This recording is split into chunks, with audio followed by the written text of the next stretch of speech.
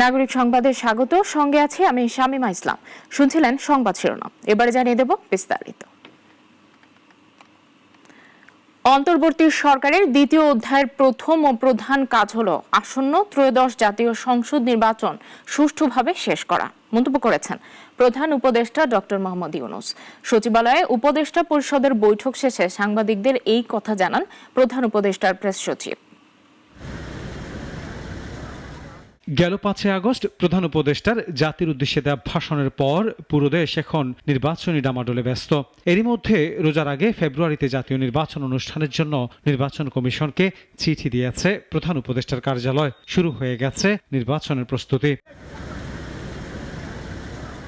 বৃহস্পতিবার সকালে সচিবালয় উপদেষ্টা পরিষদের নিয়মিত বৈঠক অনুষ্ঠিত হয়। প্রধান উপদেষ্টার দায়িত্ব নেওয়ার পর দ্বিতীয়বারের মতো প্রশাসনের প্রাণকেন্দ্র সচিবালয়ে আসেন প্রধান উপদেষ্টা ডক্টর মোহাম্মদ ইউনূস। 2.5 ঘন্টার বেশি সময় ধরে চলে উপদেষ্টা পরিষদের এই বৈঠক।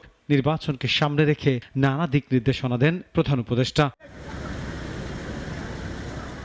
উপদেষ্টা পরিষদের বৈঠক শেষে কথা বলেন প্রধান উপদেষ্টার প্রেস সচিব। বলেন, প্রধান উপদেষ্টা জানিয়েছেন অন্তর্বর্তী সরকারের দ্বিতীয় অধ্যায়ের প্রথম ও প্রধান কাজ হলো সুষ্ঠু, অবাধ, নিরপেক্ষ নির্বাচন করা। পুরো ক্যাবিনেটের, পুরো কাউন্সিল অফ অ্যাডভাইজার এখন পুরো মূল ফোকাসটা হচ্ছে কিভাবে একটা দেশে ফ্রি, ফেয়ার এবং খুব উৎসবের মতো ফেস্টিভ একটা ইলেকশন করা যায়।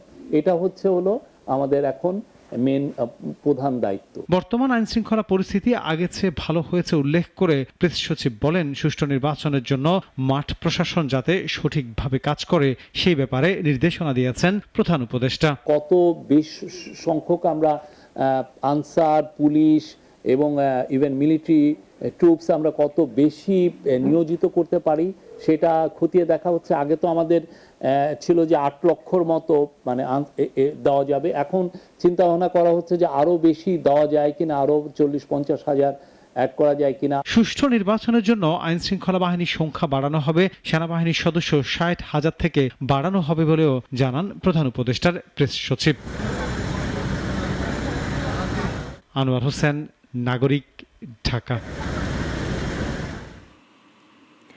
আগামী রমজানের আগেই নির্বাচন আয়োজন জনগণের দাবি ছিল বলে মন্তব্য করেছেন বিএনপির স্থায়ী কমিটির সদস্য সালাউদ্দিন আহমদ। দুপুরে নিজ বাসায় এক সংবাদ সম্মেলনে এমন মন্তব্য করেন তিনি।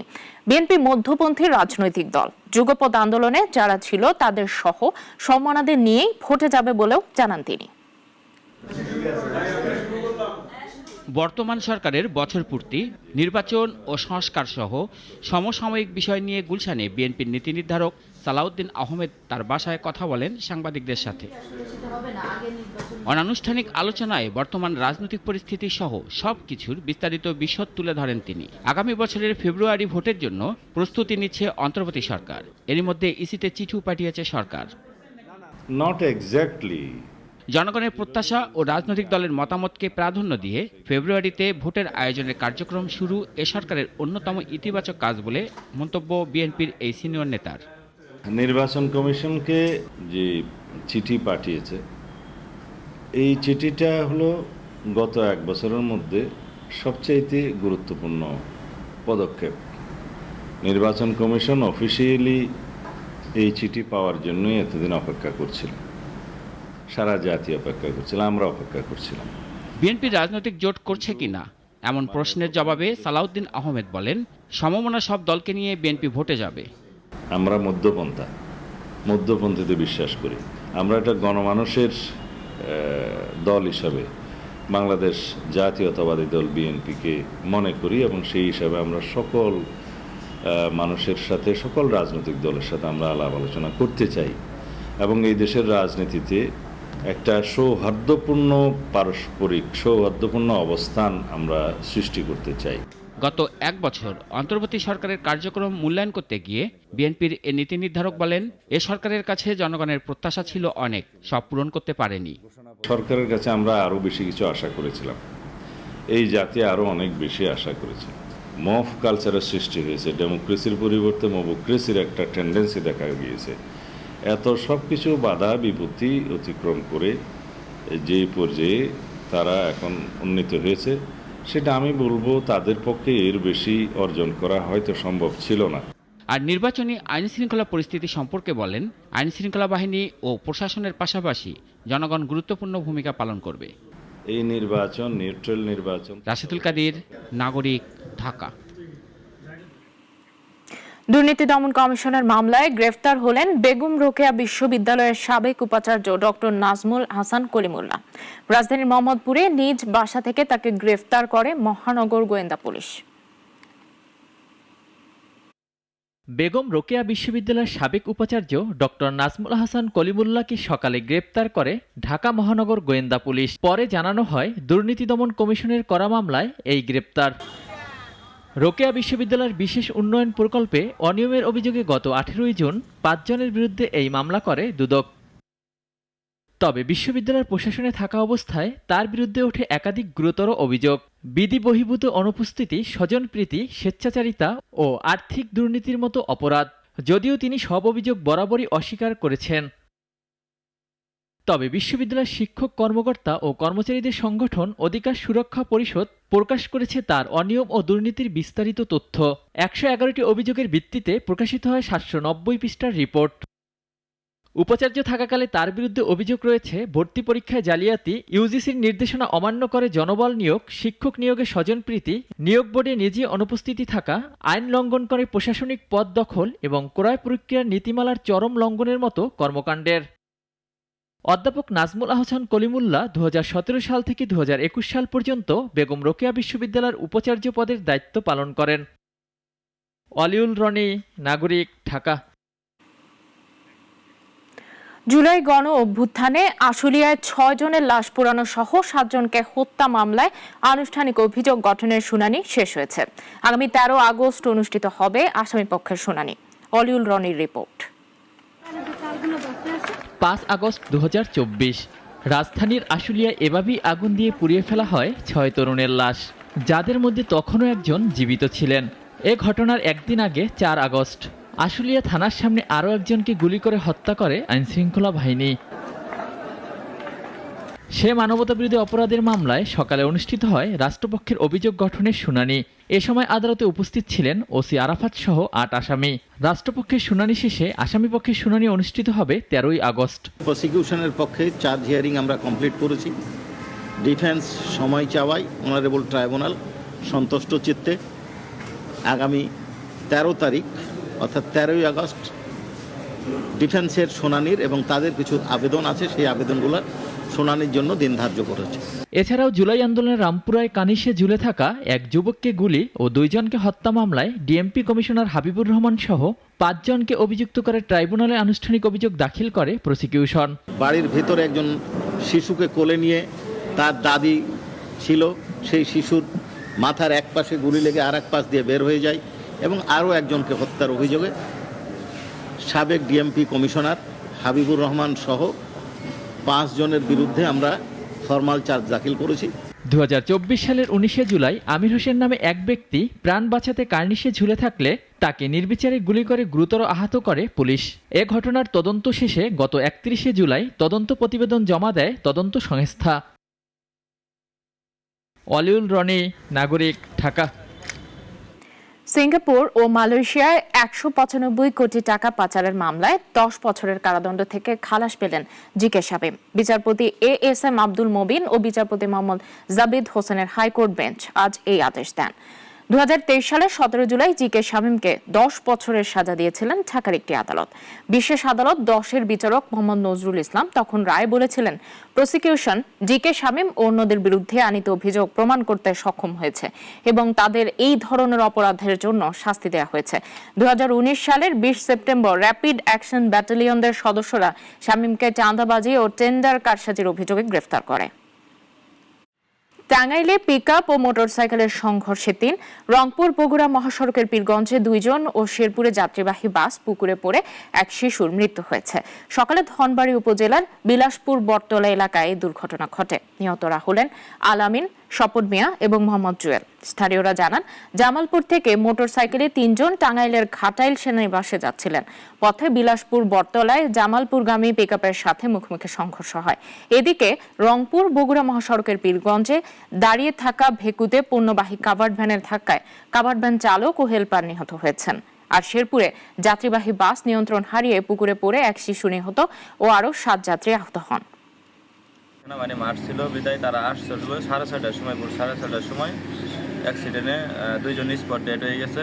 এই দনবাড়ি সিএনজি পেট্রোল পাম্পের সাথে পিকআপের সাথে সংঘর্ষ, মোটরসাইকেল এবং পিকআপ। তারা 3 জনই যাচ্ছিল গাটাল আর্মি মাঠ ছিল, তারা ভর্তি হওয়ার জন্য।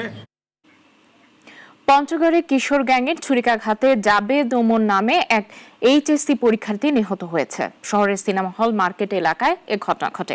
পূর্বশত্রুতার জেরে এ ঘটনা ঘটেছে বলে ধারণা করছে পুলিশ। ঘটনার সঙ্গে প্রাথমিকভাবে আলামিন ও পারভেজ নামের 2 তরুণের জড়িত থাকার অভিযোগ পাওয়া গেছে বলেও জানিয়েছে পুলিশ। নিহত জাবেদ ওমর পঞ্চগড় পৌরসভার পুরাতন ক্যাম্প এলাকার জহিরুল ইসলামের ছেলে। তিনি এবার এইচএসসি পরীক্ষায় অংশ নিচ্ছেন। পড়াশোনার পাশাপাশি তিনি পঞ্চগড় বাজারে একটি ফলের দোকানের ব্যবস্থাপকের দায়িত্ব পালন করতেন।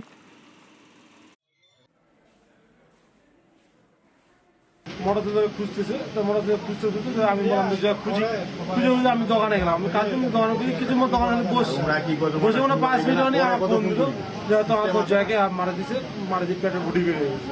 পেটের বুটি বেরিয়ে গেছে মানে কোথায় যায়। বরিশালে সেবাচেম হাসপাতালের চলমান জনদুর্ভোগ, ডাক্তার সংকট ও কাঠামোগত অব্যবস্থাপনা নিরসনের দাবিতে 11তম দিনের মতো সড়ক ব্লকেট কর্মসূচি পালন করছে শিক্ষার্থীরা। সকালে নগরীর কেন্দ্রীয় নথুল্লাবাদ বাস টার্মিনালের সামনে ঢাকা বরিশাল মহাসড়ক অবরোধ করে শিক্ষার্থীরা। এতে সড়কের দুপাশে যান চলাচল বন্ধ হয়ে যায়। ভোগান্তিতে পড়েন মানুষ। বিক্ষোভকারীরা বলেন, সেবাচেম হাসপাতালে একজন রোগী চিকিৎসা নিতে গেলে তাকে পদে পদে হয়রানির শিকার হতে হয়। আজকে 11 দিনের মতো এখন পর্যন্ত উপদেষ্টার কাছ থেকে এমন কোনো আশ্বাস আসেনি, মন্ত্রণালয় থেকে এমন কোনো আশ্বাস আসেনি যে তারা কিভাবে স্বাস্থ্যখাতকে সংস্কার করতে চায়, কিভাবে তারা শেরেবাংলা মেডিকেল কলেজ সহ সারা বাংলাদেশের সরকারি হাসপাতালগুলোকে সংস্কার করতে চায়। আমাদের এই যে সংস্কারের যে দাবিগুলো রয়েছে, দাবিগুলো যদি সমাধান না করে, না মেনে নেয়, তবে আমরা সমগ্র বরিশাল অচল করে। এবারে আন্তর্জাতিক প্রসঙ্গ। সামরিক হেলিকপ্টার বিধ্বস্ত হয়ে পশ্চিম আফ্রিকার দেশ ঘানার প্রতিরক্ষা ও পরিবেশ মন্ত্রী সহ মোট 8 জন নিহত হয়েছেন। হেলিকপ্টারটিতে 3 জন ক্রু ও 5 জন যাত্রী ছিলেন। দুর্ঘটনায় নিহতদের মধ্যে রয়েছেন দেশটির প্রতিরক্ষা মন্ত্রী এডওয়ার্ড জোমানে বোমা, পরিবেশ মন্ত্রী ইব্রাহিম মুরতালা মোহাম্মদ, জাতীয় নিরাপত্তার উপসমন্বয়কারী ও প্রাক্তন কৃষিমন্ত্রী আলহাজি মোহাম্মদ মুনিরুল ইমুনা ও রাষ্ট্রপতি মাহমার ন্যাশনাল ডেমোক্রেটিক কংগ্রেস দলের ভাইস চেয়ারম্যান স্যামুয়েল সারপং। ঘানার বিমান বাহিনীর তথ্যানুযায়ী হেলিকপ্টারটি রাজধানী আকরার উত্তর পশ্চিমে ওজুবাসির উদ্দেশ্যে রওনা হওয়ার পরপরই রাডার থেকে অদৃশ্য হয়ে যায়।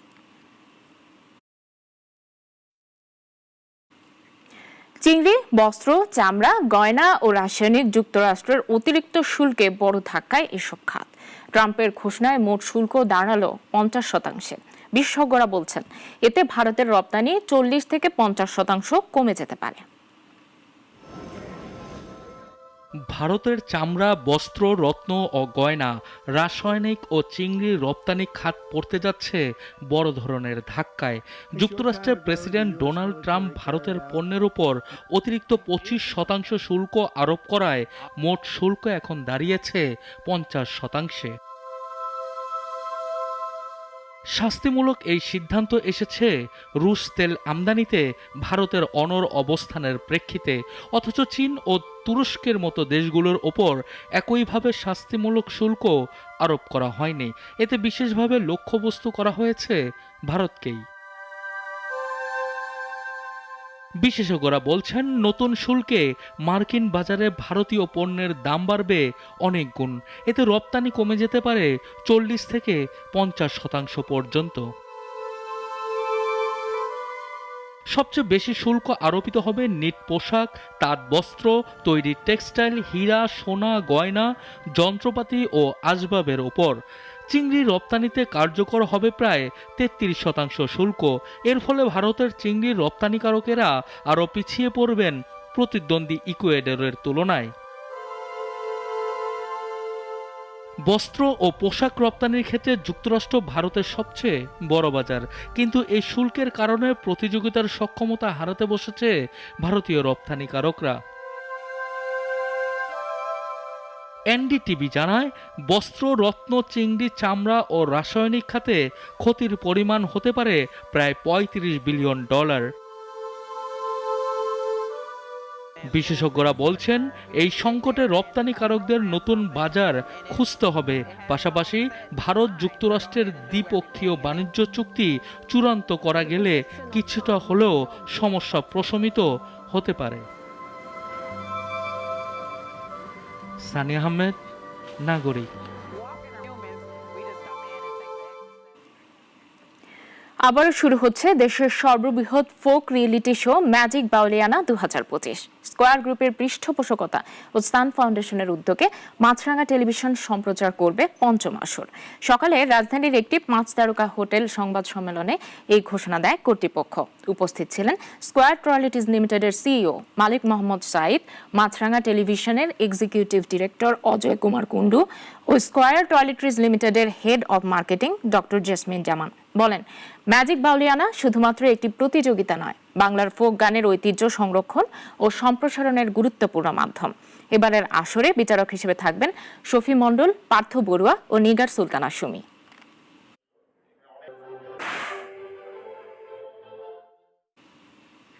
এখন এ পর্যন্তই। নাগরিকের খবর ও অন্যান্য আয়োজন দেখতে চোখ রাখুন আমাদের ওয়েবসাইট, ইউটিউব ও ফেসবুকে। সবাইকে ধন্যবাদ।